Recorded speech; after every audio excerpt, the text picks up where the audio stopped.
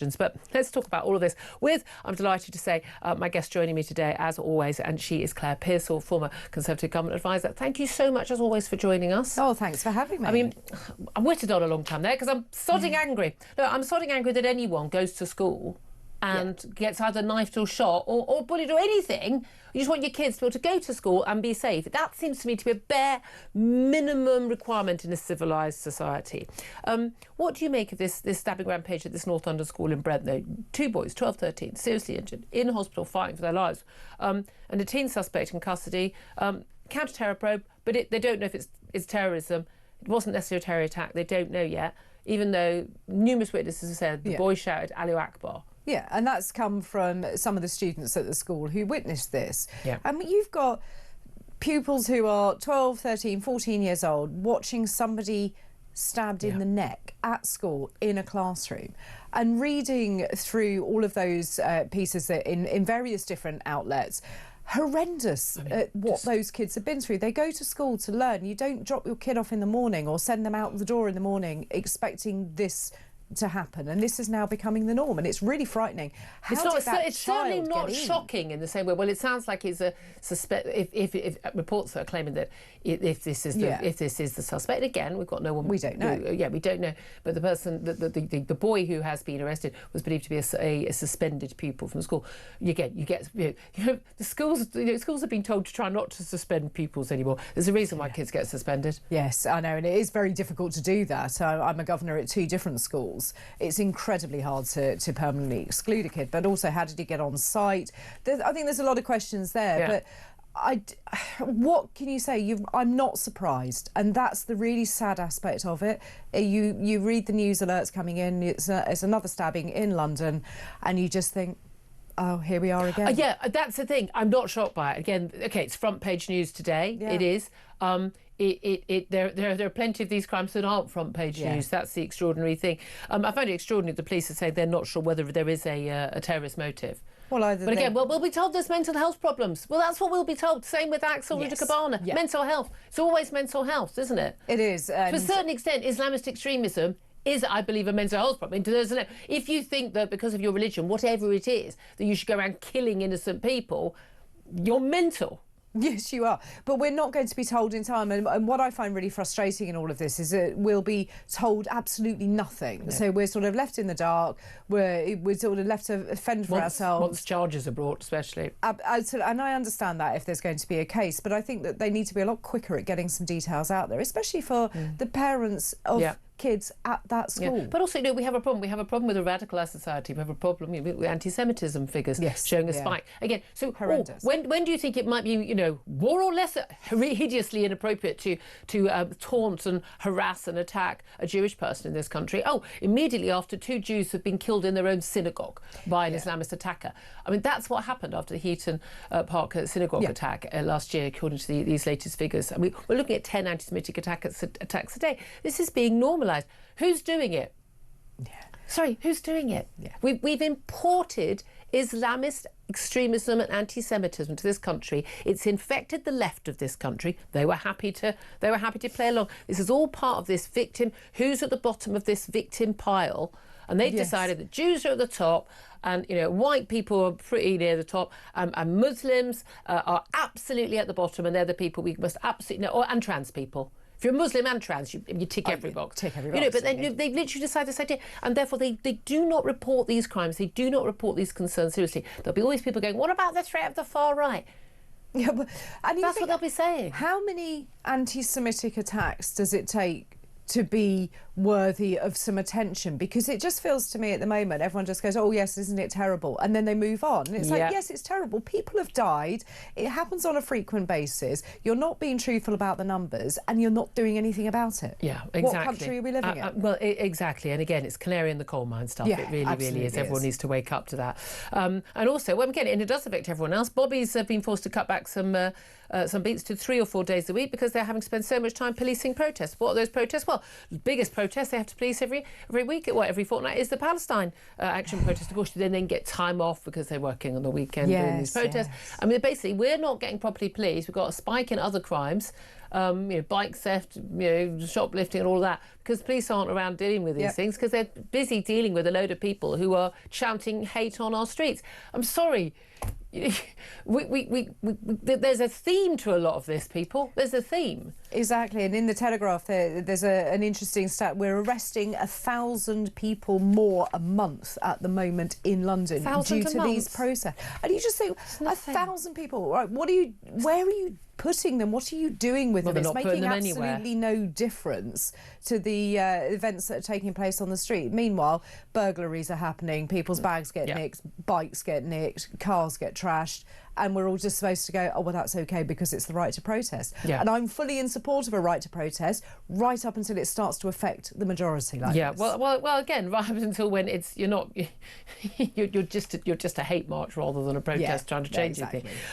Let's also talk about another case. This is a case that's definitely got no limitations of what we can say because it's actually been a conviction. An Afghan asylum seekers. I know. That thing that never happens has happened again. An Afghan asylum seeker, Ahmad Mulakil, he's a 23-year-old Channel migrant, has been convicted of abducting and raping a 12-year-old girl, abducting her, sexually assaulting her, taking indecent photos of her. 10-day trial at Warwick Crown Court. He saw the child in a park. He abducted her, attacked her in Nuneaton in Warwickshire in July last year. He'd arrived just 4 months earlier. He's yet to be sentenced, but he would face automatic deportation if, as expected, he receives a prison term of more than a year. I'm never convinced that judges are definitely going to do the right thing anymore. And yes, automatic deportation doesn't mean automatic deportation. We know that because loads of them are still on the streets. Someone who's come here has been treated as if he's somehow a victim, and he's an asylum seeker. He's arrived on the channel. We've had to use massive resources to bring him in. He's been put in a hotel, put in somewhere, not locked away, not in a camp, not deported straight away. And what has he done? He's abducted and raped a 12-year-old girl within months. Well, that's the one he's been caught for, by the way. I don't know why people are assuming that's the first child he's raped. What about any other child he tried to rape? Or, I mean, he just suddenly got the urge that day, did he? I'm sorry, I don't accept that. We've got enough of our own wrong-uns. Yes. We don't need to import any more. These men, and they are all pretty much entirely young men, they're coming to our shores. They need to be either, let's talk about it at the same time, sent back immediately, literally, pick you up in the boat, take you straight back to France. You're France's problem. If France is stupid enough to let you in, that's between them and their voters. And if we're not going to do that, I say put them on the Ascension Islands, put them in camps. I don't care. 10 to a bunk. I don't care anymore. I don't want them on the streets. Full stop. End of. And the British public has had enough. And I think that's the real difference. Is the conversation has changed. I spoke to a bunch of people yesterday who were quite liberal on immigration. Right up until this has all started happening and it started being reporting, and they've just gone, oh, do you know what? They should just go. Can't we just send them back now? I know lifelong Labour bleeding hearters who are literally like, lock them up, send them back. Close the border. It's but again, really interesting. Not a controversial view, not a right-wing view, not a far-right view, not a fascist view. It was always the norm that we all thought it was a bad idea for people to break into our country illegally and to be able to stay here and to commit crimes and get away with it. Yeah. And I think that's what people are now seeing, and it's an abundance of crimes being committed against some really vulnerable people. The thing that never happens keeps happening. Absolutely. I mean, literally, like once a week we're seeing these people. And by the way, lots of the time we don't know that these people are migrants. No, we're not told. We weren't told. That information is often not given, and then someone tells off a counsellor because a counsellor has revealed it. It's best for community cohesion if we don't know the truth. And you just think it's not really, is it? It's best for you wringing your hands in the corner. The rest of us just want to know. We're grown-ups. We're able to know the truth. We really are. Well, okay, let's go back onto the mass school shooting. We talked a lot about politics this week. Let's talk about these crime stories. Again, the main things you need to know, this is a school, in a small town, Tumbler Ridge. It's a small town, British Columbia. It's got a population of about 2,500 people. It's tiny. So six people found dead inside the school. The perpetrator also shot themselves, and then we've got others who were found at the home, we believe, of the suspect. The suspect was found with a self-induced gunshot wound. The police initially said the shooter was a female in a dress with brown hair. The motive remains unclear. But all the media reports today were very clearly about this was a female shooter. Now, I've only been around a few years. You know, might have done my training as a cub reporter, as a news reporter quite a long time ago. But there are certain things I hear and I think, oh, that sounds unlikely. Yes. A female mass shooter, quickly looked up the stats, right?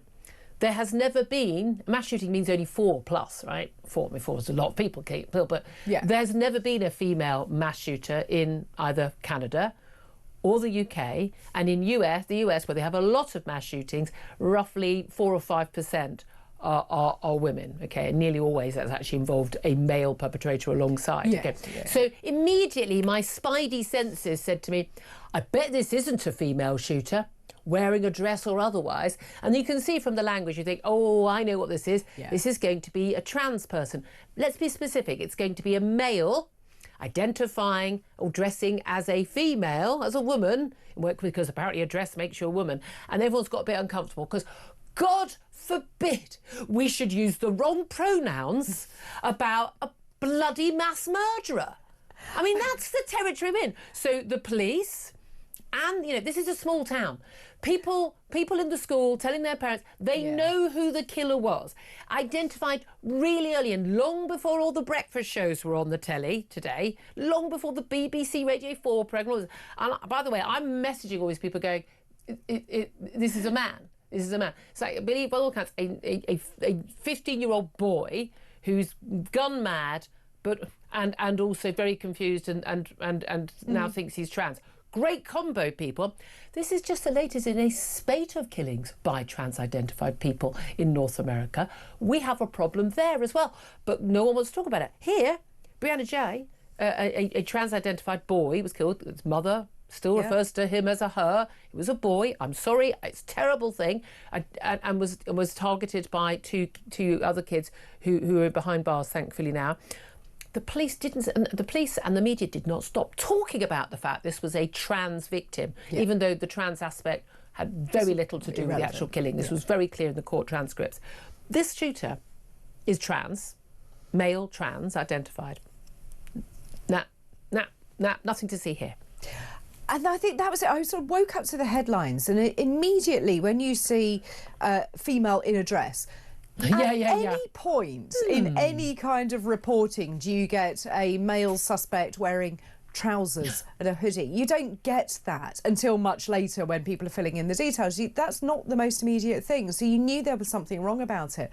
And I just get so angry the fact that this is a small town. These people will know who it is. I live in a small village and trust me, I know most people. Whose kid was it? It was, and they will have met, so they'll know about this, and it's absolutely horrendous. But let's not pussyfoot around the fact that this was a confused boy dressing up as a woman.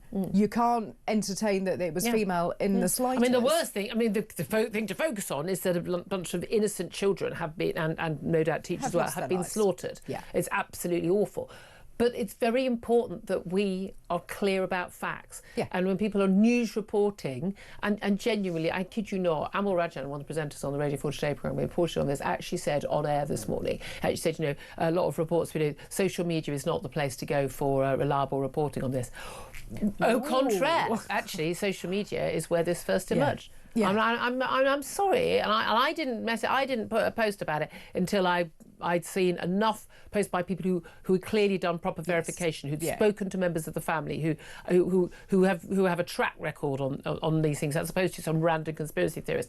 I'm sorry, the idea that the entire staff, the many thousands of news staff at the BBC, didn't see a report about a female killer, mass killer in Canada, and didn't go, are you sure? I bet it isn't, and didn't do the research that they could have done that research themselves, and they didn't. They didn't, because God forbid, we don't want to talk about it being someone trans who's committed a shooting. God forbid, we don't want to talk about a boy shouting Allahu Akbar, allegedly, when stabbing two other children in a London school. All the things they don't want you to hear about are the things we need to be talking about. But of course we do. We need to know what's going on. We need to understand what you're dealing with. And those facts are just that, fact. No, we're not expecting them to voice an opinion. No, exactly. Look, we're going to be talking in just a couple of moments about where we are politically as well. But we talked all week about Epstein and Mandelson and Keir Starmer. Yesterday, Keir Starmer's former spin doctor, Matthew, now Lord Doyle. He's been around for years. I mean, everyone knows Matthew Doyle in Westminster. It's a very Westminster story.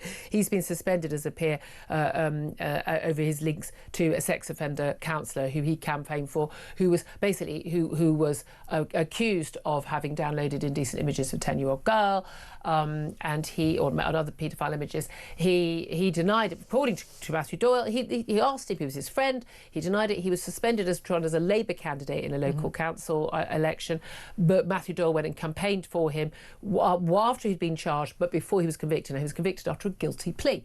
I'd like to point out, most of the men who are convicted in these scenarios when they have guilty plea, the guilty plea is for just a small fraction of the photographs and the images they actually have on their computers. Just saying. That's how it's done, because it just gets it through the court very quickly. But usually this is the tip of the iceberg. Now, he believed his friend. Was it a good idea for him to have campaigned for him? Should he now lose his peerage? Talking about this Act of Parliament. I think we're getting into a little bit Salem witch trial hysteria here.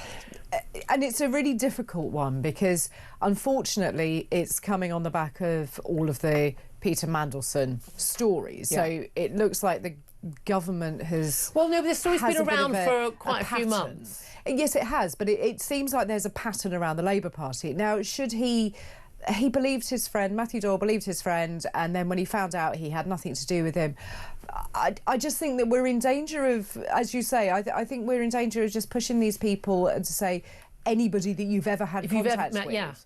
I've probably come across people and spoken to people who have done bad things, but it doesn't mean that I'm a mate. But also, if that person said to you, honestly, I think it was very poor political judgment for him to campaign for him. Yeah. I would say you should stand down. He campaigning for him as an independent. I believe campaigning for an independent when there's a Labour candidate would actually mean you're suspended from the whip, the Labour Party anyway. It would for the Tories, But we got investigation into Mandelson's Epstein links going back all the way to the Blair era. We're talking about going back 25 years. Like, what the hell was he doing in government? What was he leaking to Epstein all those years beforehand? I mean, genuinely, the plot is thickening on this one. We are going to find out some horrific stuff, given what we've already seen. Bearing in mind what we've seen from those Epstein files, tip of the iceberg stuff again. Yeah. We're talking about the stuff that's not redacted. Of the 3 million files, that's a fraction of those files. Even if you think these people were prolific messengers and emailers, right, with knowing millions of people, right? Even like, if you're like a normal person living a normal job in a normal life, if all of your messages, all your emails, everything were like in files, you'd have millions as well. These are going to go back extraordinary. Keir Starmer, though, trying to do the fight back. We had all this utter nonsense about how brilliant he was at the Parliamentary Labour Party meeting on Monday. We had Carl Turner, Labour MP, defending him and his passion and all this. Yesterday, he did this speech in front of people. Just, again, they've got to stop doing speeches in front of ordinary people who cannot keep up the pretense of giving a monkeys. Exactly. But he's talking basically about class war. And let me be he used this phrase, let me be very clear. Whenever he says that, I want to punch something anyway. But he basically he's going to stand by. And then the left are absolutely convinced he's now going to lurch to the left. I mean, and keep his support. The whole thing is just an absolute joke. He was also in Hertfordshire. It's not a particularly sort of dangerous place to go, is it? The mean streets of Hertfordshire. Exactly, leafy Hertfordshire, and he went out there and it was all everybody else's fault. I'm the real Keir. And you just think, how many resets do we get? How many versions of Keir Starmer do we ever need to see again? How bad is PMQ's going to be? Oh, bad. I mean, he must be prepping. I mean, I can't believe he's getting anything else done today other than prepping for it. But I also think there's a level of arrogance that he believes this is now closed. He believes that he survived. Yep. Good luck with that, mate. It's Wednesday. Good luck with that. And still want your calls on this. Give us a call on this issue. How long does he survive? What do you make of this former spin doctor? I think we're getting into Westminster territory. Again, everybody writing these articles in newspapers and talking about him on the telly all know Matthew Doyle. I know Matthew Doyle. I've got Matthew Doyle's number in my phone. So, I mean, should I... I'm not going to get a peerage, but should I lose a peerage because I know Matthew Doyle and he campaigned for you know what I mean? Yeah. I think we're getting into completely different territory here. As well. And that's in no way to say it's okay to be mates with someone who's downloaded pictures of a guy like that. Of course it's not.